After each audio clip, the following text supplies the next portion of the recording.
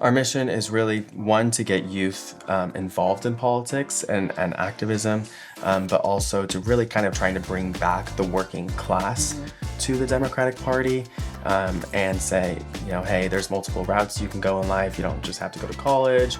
Trying to bring these trades back, but also just trying to build an economy. I would say that works for everyone.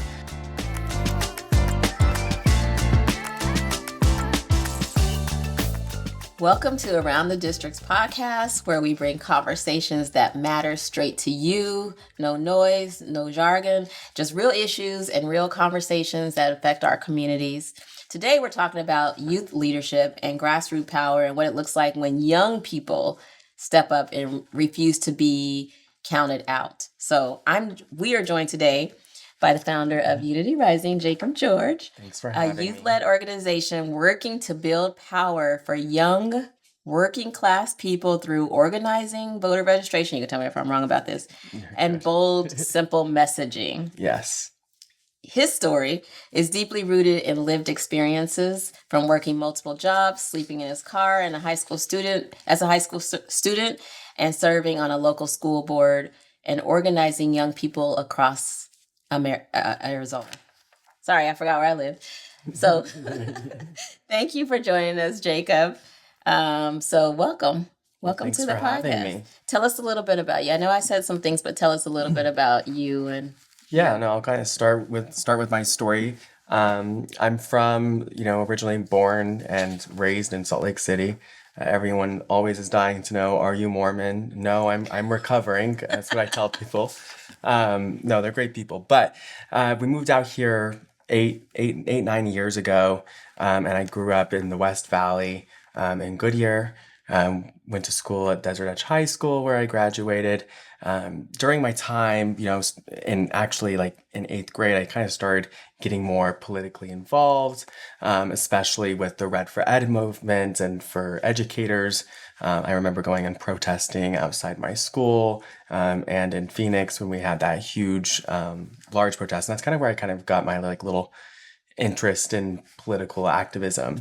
When I went to high school, I started running for clubs I probably had no business being in. Robotics, I couldn't tell you a thing about robotics. Journalism club, Key Club, and then the Gay Straight Alliance Club. I wasn't out at the time yet, but I ran for treasurer of that club, and then the next year I ran for president. And I, finally came out in my school, not in my, family yet, not to my family yet. But while I was there, we had a health class one day, and back in 1992, Arizona had a law in the book called the No Promo Homo Law, which basically just said you can't even talk about or basically make it a thing about being gay and how it's okay or being a part of the LGBTQ plus community. But you also couldn't teach safe sex practices or anything like that. And so when I was in health class one day, the teacher asked us to write what you would do if you got a girl pregnant.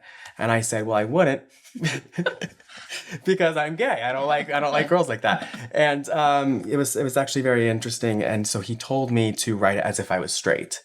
And so that's where I kind of said, okay, well, this isn't right. So I went back to our sponsor of that club, and she got me in touch with Lambda Legal. And Lambda Legal was actually suing the state. And so I was added as one of the unidentified plaintiffs. I think there was around 2 or 3 of us.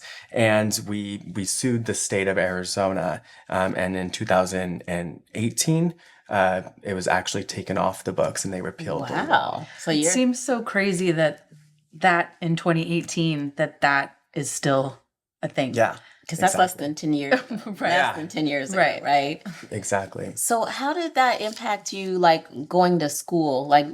So now you're on this this statewide platform, suing the state.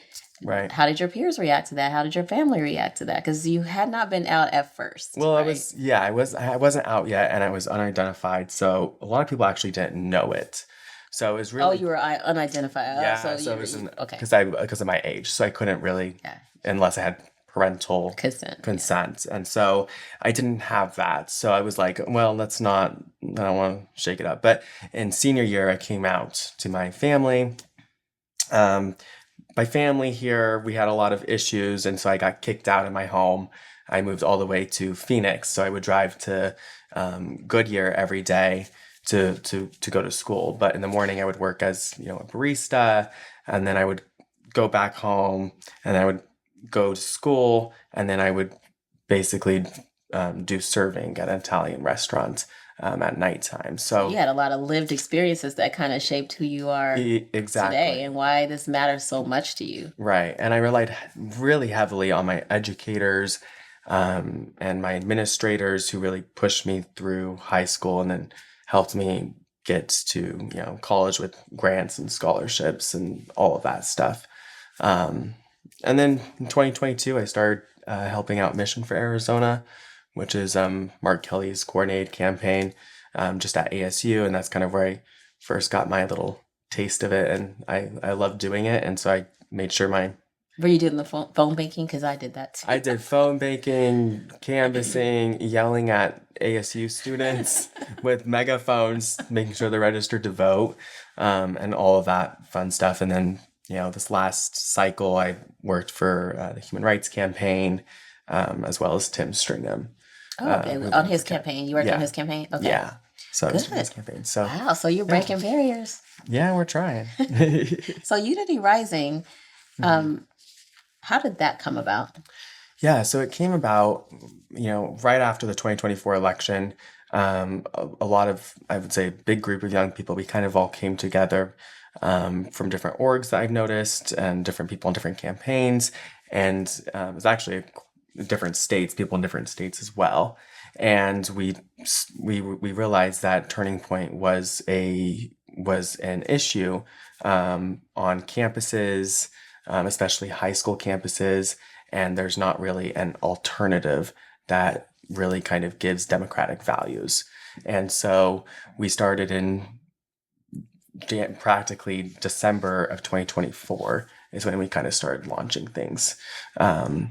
And now we're here. So is it like a Counter? a Yeah. counter to Turning Point? That's what we would like it to be. I mean, obviously we don't have nearly the amount of money they do or Not the yet. resources. Not yet. Yeah. But yeah, that's what we are shooting So for. what do you actually do? Do you go into the classrooms? Because I thought Turning Point USA was actually in the schools, the high schools They here are. in Arizona. Yeah. So Turning Point was actually headquartered here in Arizona. That's why we tried to also be headquartered here. They're also, they started in 2012. Fun facts, in 2012, they only had one chapter, $75,000. And so just seeing how fast they've grown, specifically in the last 5 years, is very worrisome. And in the last 6 months. Right, in the last 6 months, and we'll kind of get into that. But what they do is they're in over 4,000 high schools across the country, and even some states now are trying to make it so it's mandatory to have a Turning Point chapter in that school. So what we just said, okay, well, let's just follow their playbook here. And so that's something we set up is we have our chapter program, where any student from any high school in Arizona, we're looking to expand into other states, but any student in any high school right now can go onto our website and they can start a chapter. What we do is then we reach out to them, and we're actually just hiring our first kind of like, I would say, full-time staff to do chapter development.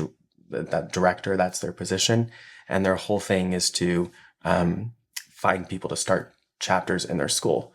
So we need a student that's interested, a teacher to sponsor it, and then they have to get some other students to be officers, and that's how it gets kind of lifted up. Do you get pushback from the district? So they can't, and that's how Turning Point has grown so exponentially in high schools, is that it's really a First Amendment issue. What about parents? There's definitely pushback. Mm-hmm. We've even seen it in, Scottsdale, from parents pushing back, and parents and students pushing back from Turning Point. Mm-hmm. But at the end of the day, there's nothing that can be done about it. So is it like like a debate team, something like that. I'm trying to remember what I had in high school, like a club It's on like a campuses. It's like, Republican club. Like young no, but Republicans. Unity Rising Yeah. is the same, right? It's Yeah, like like something a that Democratic the club. students can join, Correct. right, to be a part of, and then it spreads the message of Right. what's your guys' mission? Our mission is really one to get youth involved in politics and activism, but also to really put in really kind of trying to bring back the working class to the Democratic Party and say, hey, there's multiple routes you can go in life. You don't just have to go to college. You're trying to bring these trades back, but also just trying to build an economy. I would say that works for everyone. And that's kind of how Turning Point brings their people in, and specifically young men. They talk about the economy. Now, We'll specify that even further. Yeah. Young men. Yeah. young white men. Okay, I was gonna say. Yes, there's a lot of young white men. Kind of, it ultimately, I believe it's a cult. They try to bring them in with these cool talking points and all these fun activities, and they just kind of put them into that right wing pipeline. And so we're trying to do it very differently. We're trying to make it a space where everyone's obviously welcomed, but we're also trying to make it culturally a place where people can come, and it's not just 100% about politics, but it definitely has politics in it. Right. Yeah. So, is that the urgency of Unity Rising right now? Is because your personal belief is that Trading Point feels like a cult to you? So, Yeah. is that what the urgency is with Unity Rising? Yeah, absolutely. And also they have really great, ground power, and canvassing power. Turning Point does, and we really need young people on our side to really kind of step up and do the things that they've been doing. And for our they also positions. realize the importance of young voters, so they're getting that demographic, Right. which I think, that's not young voters don't vote or young people don't vote, so they're reaching that voter, which is obviously what you're trying to do as well, is try and reach that young voter that's going to be turning 18 to say this is important and this is going to affect you in your future, Right. which is it's difficult. It's really difficult to reach that voter and to motivate them to vote. Yeah, like in the last election. Yeah. How did that work out in the last election with the young voters? So from 2008 to 2020, Democrats have consistently have gotten around 60% of the youth vote in presidential elections. This time it dropped to 51%. So we were still ahead, but they have definitely been eating at our margins. And so I think the Democratic Party needs to do better. We've kind of just said, hey, the youth are always going to vote for us. And that's not the case. We have to make policies that are going to really help the youth out. And the number one issue we're seeing right now is the economy. So economic issues, affordable housing, education, student loan forgiveness, all of these key issues that really affect young people. Right, basic human rights. Right, exactly. That's right. Can I that's how put food see on it. the table Yeah, or not? exactly. So, Yeah. Can I put a roof over my head, food on the table? Right. Yeah. What was like a reason, in your opinion, why the young folks did not turn out? Because I know, like, when I'm out around an election time and talking to the younger voters, a lot of them said things like, "I don't feel my vote counts anyway," or what does it matter? Things like that. What is your message to them? Because I'm sure it's not just Democratic young voters that you want. You want to be able to, whoever right. has the same values that align with Unity Rising, you would want to get those Exactly. folks involved, right? So what's your message to them when you hear that? Yeah, no, I mean, that is definitely a sentiment that a lot of young people have, is that, oh, well, my vote doesn't count. And I try to remind them of certain people that have won by such slim margins. So for example, Chris Mays, who only won by 280 votes, and Katie Hobbs won by less than 10,000 votes. And so I try to remind them, especially in these swing states, that your vote does count. And I think right now there's a lot of people that are kind of upset with how our government is. It feels like you can get somebody in there, but then you have all these, other checks and balances. And that can be, I would say, frustrating for some young people, but it's just important to, I would say, continue to educate young people on why it's important to have these guardrails or, certain things like that. But I would say just continue to remind young people about how close some of these elections are. Yeah, that's important. Yeah. Well, this conversation is extremely important. And right now we're talking about how we get to motivate young voters. So thank you for that. We're going to come back at with the next episode with Jacob George of Unity Rising.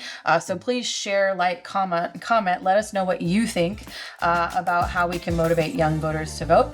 But follow us on the Around the District podcast, and we'll see you in the next episode.